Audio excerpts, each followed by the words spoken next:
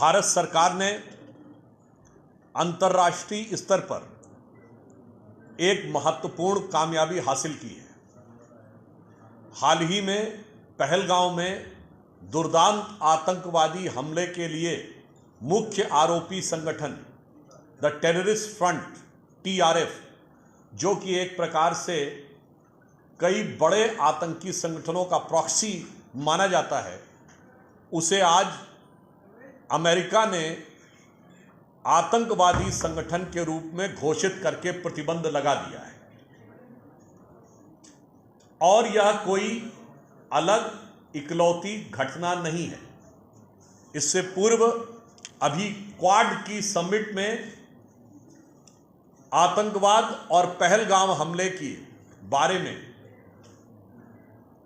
विधिवत प्रस्ताव में स्थान मिला। इससे पूर्व भी प्रधानमंत्री श्री नरेंद्र मोदी जी के नेतृत्व में हमारी सरकार ने कई कूटनीतिक सफलताएं आतंकवाद के संदर्भ में हासिल की हैं।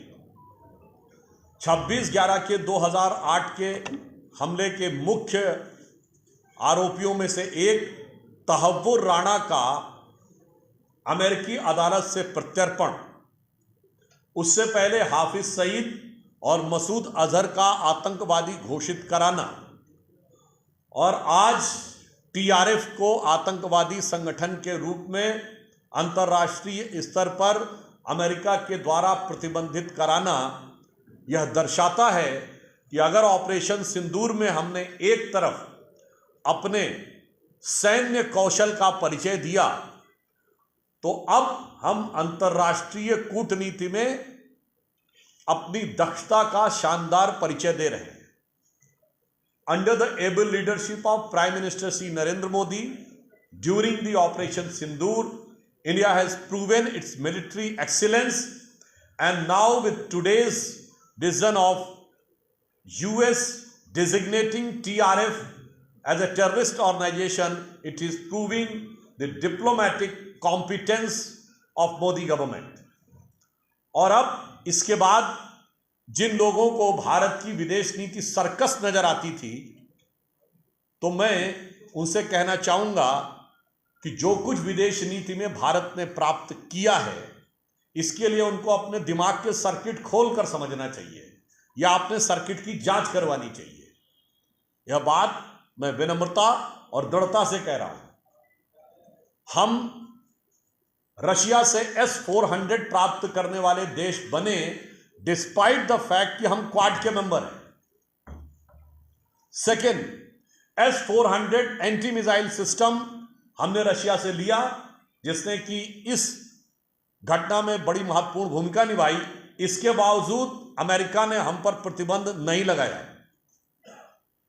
पॉइंट नंबर 3, प्रतिबंध नहीं लगा वो तो अलग है, हमें प्रीडेटर ड्रोन देने का कॉन्ट्रैक्ट किया जो नेटो के अलावा किसी देश को नहीं दिया। तो we are the only country in the world which has got S-400 anti-missile system from Russia and Predator drone from America.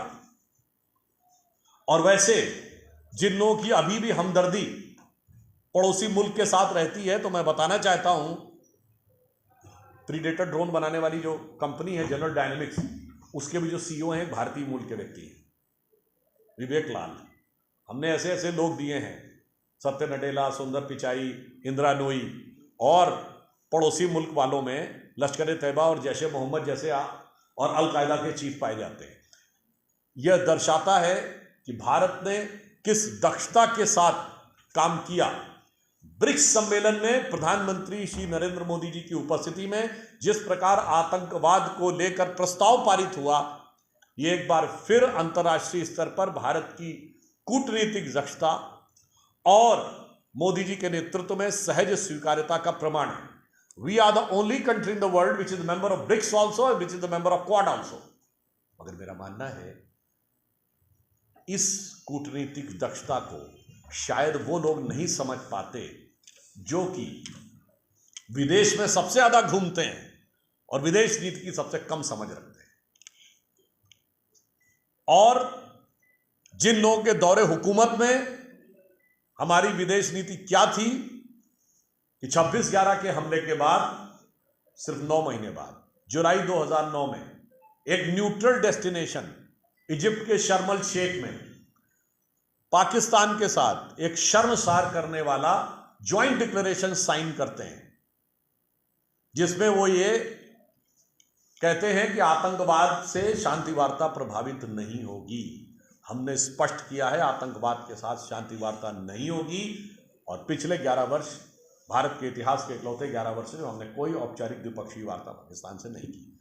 इसलिए मैं यह कहना चाहता हूं, आज की जो यह हमारी सफलता है, यह हर भारतवासी के लिए एक गर्व का विषय है, हमारे सैनिकों के लिए और सैन्य बलों के लिए बहुत संतोष का विषय है, परंतु हमारे विघ्न संतोषी विपक्षियों के लिए निश्चित रूप से ये एक चिंता का विषय है।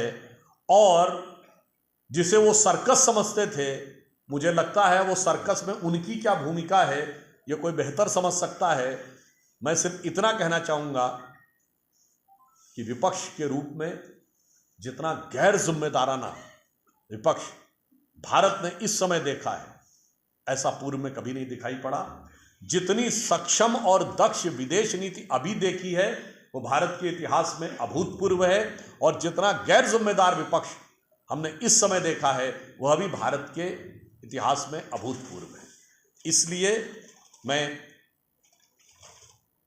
पार्टी की तरफ से और संपूर्ण देशवासियों की तरफ से भारत सरकार को और प्रधानमंत्री श्री नरेंद्र मोदी जी को और विदेश मंत्री जयशंकर जी को इस महत्वपूर्ण कूटनीतिक उपलब्धि के लिए बधाई देता हूं। और मैं कांग्रेस पार्टी से स्पष्ट रूप से पूछना चाहता हूं कि अंतर्राष्ट्रीय आतंकवादियों के आगे शांति के कबूतर उड़ाने वाले और साष्टांग दंडवत करने वाले लोग अब ये बताएं कि उनके दिमाग का सर्किट इसे सर्कस कह रहा है या एक शानदार उपलब्धि कह रहा है।